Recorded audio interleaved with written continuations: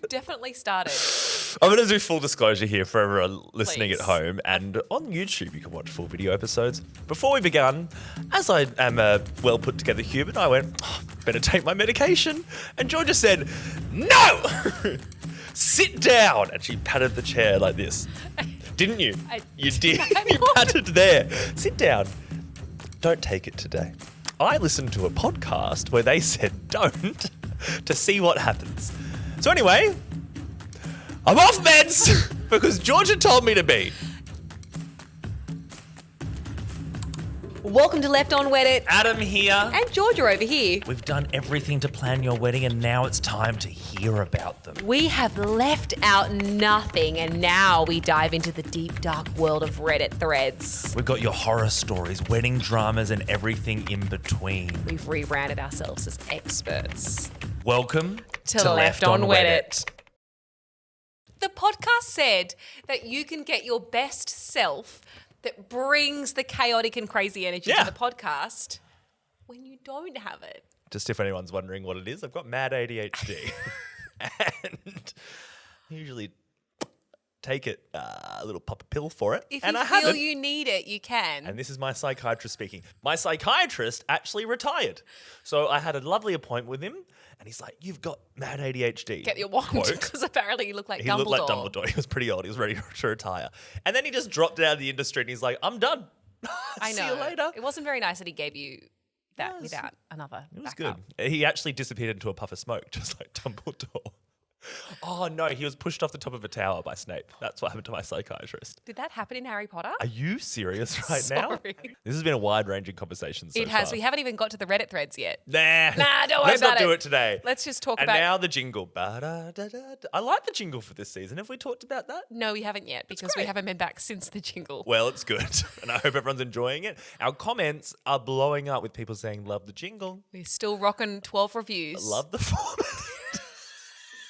And if you like the podcast, please leave us a review because we need a validation. 5-star one. Don't bring the stats down. Yeah, it would be weird to give us a 4.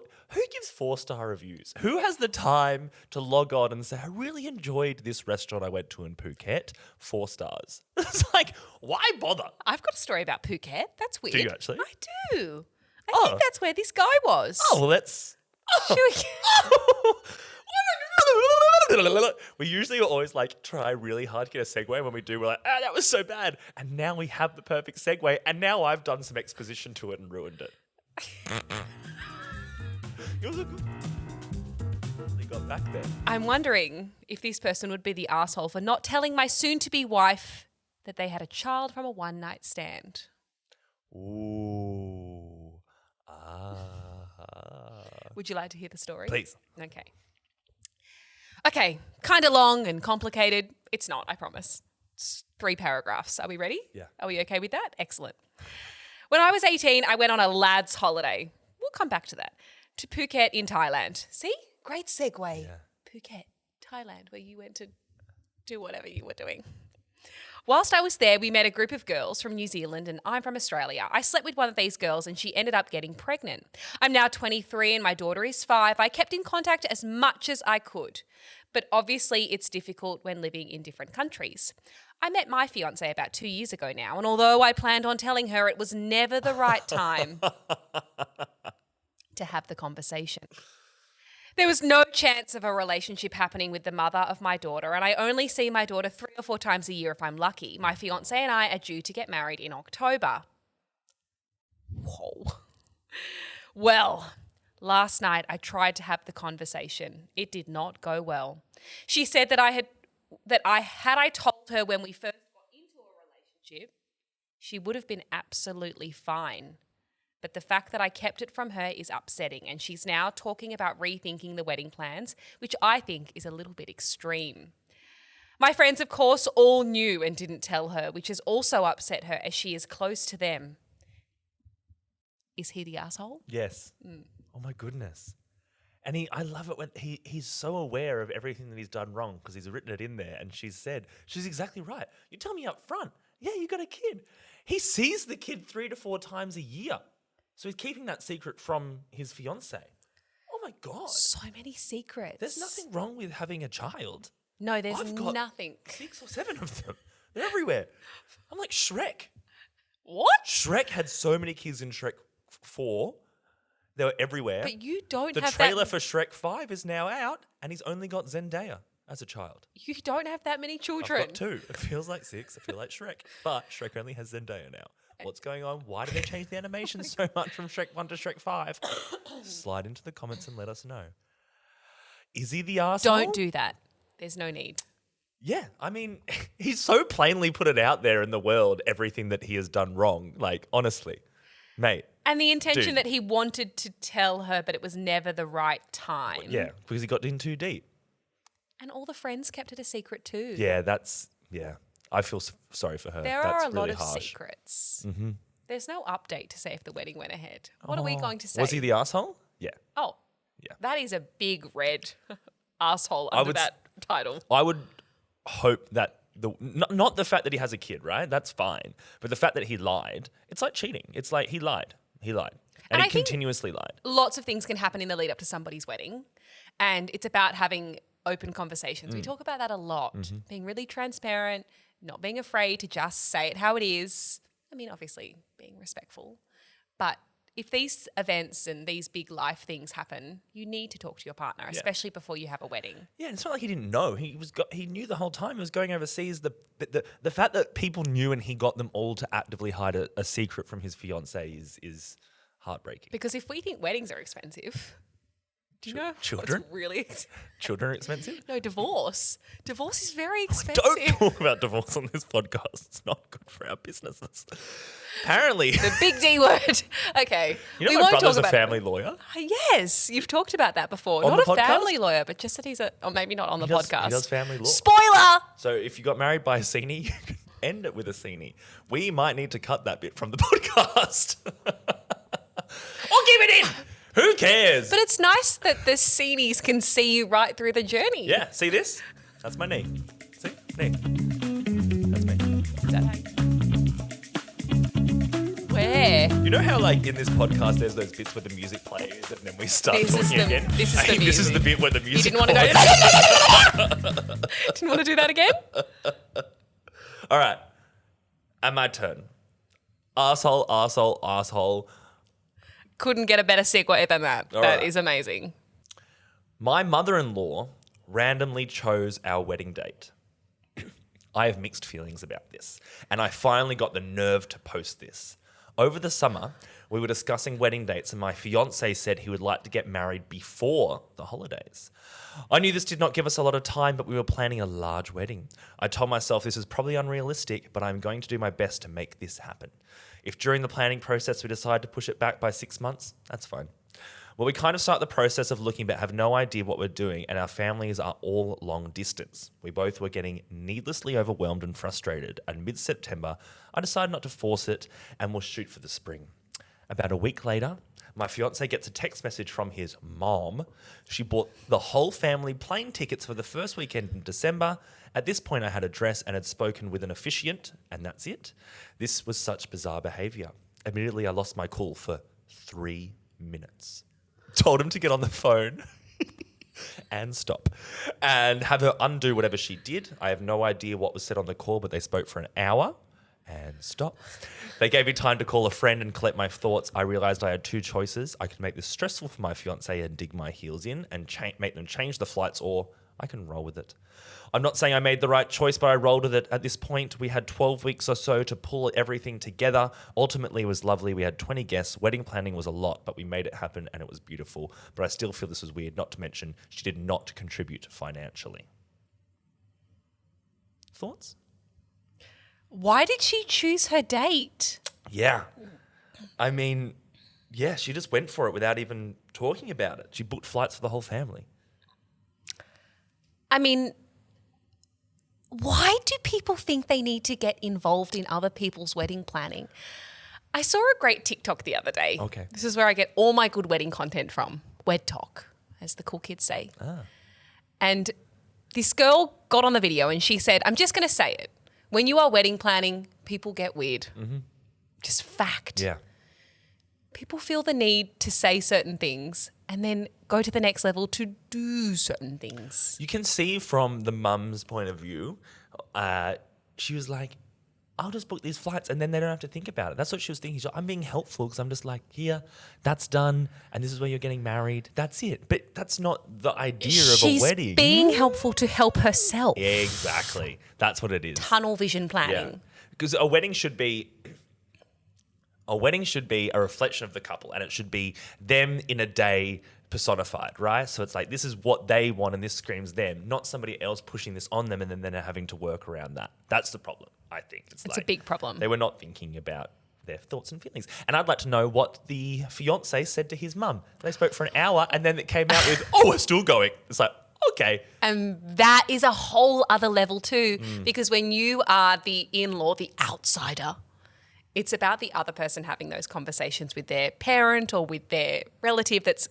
possibly causing these issues. Do you think that possibly the fiance wanted this timely wedding and was blaming the mum? Oh, mum's booked the flight. We've got to get married in 3 months, whatever. Had a conversation with the mum. Oh, bloody mum. It's all done. You know what I mean? Maybe just out of like convenience and only saw the best in it. Again, that on But the there was tunnel something vision there. train. Someone was lying. I reckon. I'm putting it out there. I think the fiance's a liar. Wow. Yeah. There is a little bit of an edit. Okay. Important to note that the same mother-in-law missed 2 flights the day before the wedding and almost missed the wedding itself, which is ironic at best. I love my wedding day and I have an amazing husband, but this is strange behaviour, right? I'm trying to be very mindful of my boundaries moving forward. Beautiful. Well said. And the top comment I think is right here. It says, you loved your wedding day and that stress is behind you now. Be cautious involving mother-in-law in any discussions of plans moving forward. Don't love the phrase be careful. Is that what they said? Cautious. Cautious. Same. Cautious, They said careful. stress the wedding's behind you. Don't worry about it. Yeah, that's kind of true. But maybe when you're having kids, don't get the mother-in-law. All 7 kids. You've had to deal with that every time. When you're having your little ogre babies, don't get mother-in-law involved in this. How do you choose a date then? If other people are going to have opinions around it, what do you think is the best strategy in trying to choose a date? Don't worry about them. I mean, if you are really concerned, yeah, you can reach out and ask people if they're available those dates, but it's not really any of their business. People make concessions for weddings. The only people that it's going to be difficult for is wedding vendors like us. And I've got friends planning weddings at the moment. Call me before you book in a date because I'm probably booked. Oh, I looked at my unavailable folder the other day. 149 unavailable emails. Wow. Ghosted folder, 50. 149, you are unavailable on their wedding day. Yes. And this is why you got to reach out as soon as And in you saying have your that, date. I'm not that popular, I promise. I don't know what the range in timing that is. It is could not be the popular. last 2 years. It could be the last 6 weeks. But that was a lot of emails, I thought. Wow. When you are consulting with your vendors, of course, and I did have a lovely bride reach out yesterday saying, are you available on the 20th of March, 2026? Which I thought was great. I'm not. And I thought she was trying to get my availability, but she wasn't. She'd already booked her venue. Anyway, unavailable, 151. But when you are consulting vendors and relatives, you can find out some really cool things about your wedding day. For example, on Sunday, I found out talking to the mother of the bride that it was their grandparents' 62nd wedding anniversary that day. Oh my goodness. And the nan had only passed away earlier that year. Wow. So by having those conversations in a respectful, kind way, not in a I'm going to book it on this day because, but have you considered this date? You can find out some really cool things about your family. Right. The last wedding I did here at the Long Reef Golf Club, where I go for all my golfing needs, it was the groom's birthday. Oh, that's cool. He got married on his birthday. Well, that's easy to remember, isn't it? That's what I said for him. It was like, he's never going to forget his wedding anniversary. It's his birthday. And I'd forgotten it was his birthday. They had told me before I was emceeing. And then I looked at their paperwork and I was like, oh my goodness, it's his birthday. So I got everyone to sing to him at the reception. It was super cute and he got all embarrassed. Do you like It the was song really Happy cute. Birthday? Do I like the song Happy Birthday? No. It's horse shit. Do you know, I describe the cutting of the cake moment as when people sing happy birthday because you don't really know what to do. Yeah. That's why I suggest to couples that they should do their reception entrance and cut the cake so that you don't make that moment. Unless you like people sing happy birthday to you. Because do you not think that after you've done the entrance, you've eaten some food, you've heard a speech or two, and then you prepare for the cake cutting moment, Do you not think it's a bit like when people sing happy birthday to you? You're just sort of sitting there and standing there with the knife, waiting for the photographer to tell you, oh, no, you got to be this way, you got to be that way, you got to hold the knife like that. And then you look to each other and then it's like, everyone may as well be singing happy birthday to you. The asshole if I didn't go to my friend's destination wedding. I've been blessed with a number of good friends that I've maintained for many years. All of these friends seem to have gotten the strange idea that they want to do destination weddings. The first one had a bachelor's party on one coast and then their wedding on the other coast. Both were about 18 plus hours by car or train, and she's not counting. Or he or they. I bring this up because I hate flying and might be minorly afraid of it. Minorly, is that a word? Yes. Okay. It's for minors. Not enough that I can't do it, but enough that I actively avoid it wherever possible. Sure. After my first friend finished with all of the above, I told all of my close friends minus one of them, still sounds wordy even when I try and make it go slow. Wow, people write long sentences. That if any of them decided that they wanted to do a destination or whatever the F they could, go F themselves. Wow. I told them that I love them, but I'm not going if that should happen. The one friend I forgot to mention that to just told me his wedding will be in Turkey in a year or so. I haven't said that I'm going, nor have I RSVP'd. Would I be the asshole if I didn't fly across the world to go to a friend that I've known for about 12 years' wedding and decline the invitation? First, let's talk about the lack of commas in that story. That's the real issue with this person. The lack of grammar and punctuation. If you're going to post on Reddit, make it easy for Georgia. ChatGPT it, put it through. Yes, add that's a some good commas idea. for me. That's a great idea. Did you need to take a breath because there was no breaks in sentences? I had to come up with my own pauses. Oh my God, God forbid. Like a normal conversation. I have to think of where to pause. But I like just one nice flow. You're like Ron Burgundy on Anchorman. It's just like you will read whatever's in front of you, how it was written. So if there's no commas, I am not pausing. Yes. I need a comma in there, please. The way I explain it to children is when I'm teaching them grammar is if you are speaking dialogue, just imagine when you need to pause and take a breath, and that is usually where a comma or a full stop will go. And that's really what we've come down to here on Left So on the Reddit. arsehole is the person who is not writing properly. It's the poster. Destination weddings. Well, I've got a hot take. Okay. I don't think they're the arsehole. Do you think they are? Are you speaking from experience? I am. Do you think they are? No, I actually don't. I'm not saying that the friends are assholes. The friends have every right to do their wedding overseas, but it's a fact of the matter that when you do a destination wedding that you can't expect every single person to be able to make it to that destination wedding. And I think some people do that on purpose. Yes. Yeah, that's true as well. And it actually is a great way to have a smaller guest list as well, because you can say to people, we're only having, 30 people overseas. They're going to be our bestest family and friends because we want to keep it small and we want to put all the money into just those people. Maybe you don't say that bit actually. The money we would spend on you, we're going to spend on our better friends.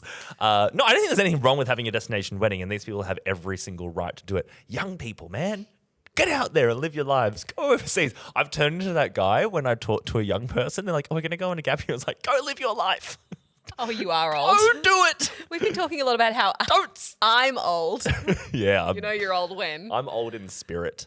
Can people afford to have a gap year these days? Well, yes. When you live at home and have a full-time job, turns out there's not much you got to pay for. So, yes. Okay, that's really good. I know some people who can afford it. Speaking of gap years, would you use your gap year to go on a destination wedding if you got invited? Hell yeah, if I had the time and money. So my brothers-in-law got married overseas last year. Shout out. I think Oscar was at that wedding. And I didn't go.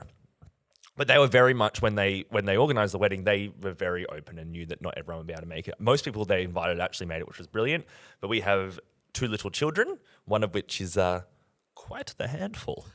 So we decided that Ange went with Bowie, who was just a little bub, and I stayed home with Iggy. So she got to go and see her brother's wedding, and I sat that one out. For the record, if any of your children listen back to this in many years' time, you will not disclose the name of the child that at this point in time is a handful. This is the handful. I didn't, did I? I just said names, and if you put 2 and 2 together, I'm guessing you can figure out what I was saying.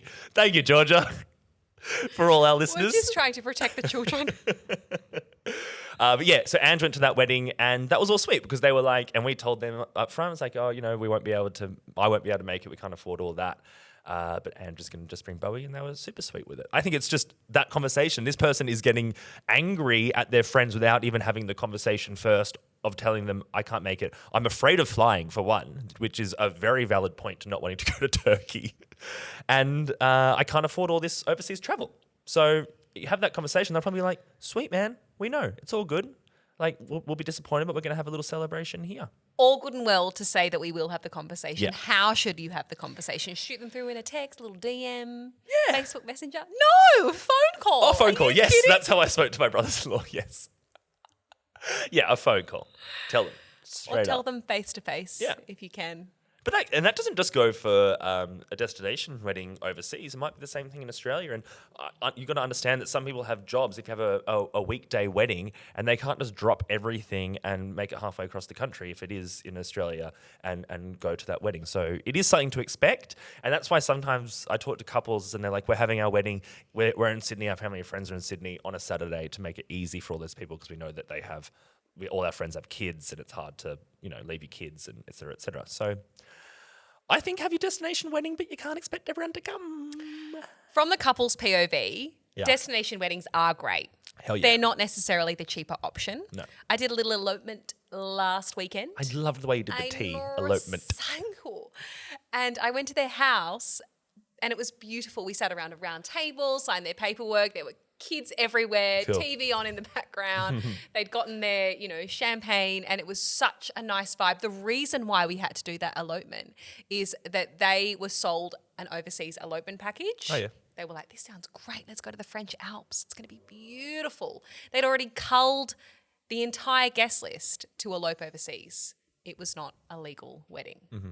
So they had to come home and do things in reverse. If you are considering a destination wedding, and it's not an elopement, or if it is an elopement, either way, make sure that you sort your legal paperwork out if you are in Australia. I think that's really important. I did that yesterday with a couple. Oh, really? They're getting married on the Amalfi Coast. Beautiful. And I went to their house yesterday. It was their 11th anniversary yesterday. Oh. And we sat at their dining table, signed the paperwork. We had a glass of champagne, and then I left them to have dinner. And They're that was not it. going to fly you to the Amalfi Coast? I angled for it, and they did not accept. But sometimes it does work out to be cheaper, other times not. But just make sure that you dot all your I's and cross all your T's. It looked like that light was flickering. Was I going I absolutely thought you were looking at the mad? black thing. I don't think it's I flickering. thought I was having a seizure. There must- Oh, it is flickering a little There's bit. got to be a warning on this episode of Left Unwed. May contain seizure.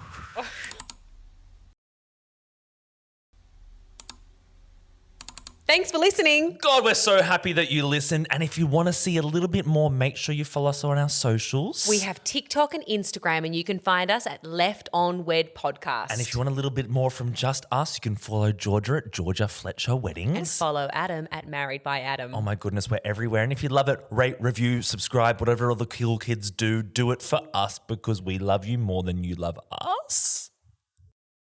That Validate us.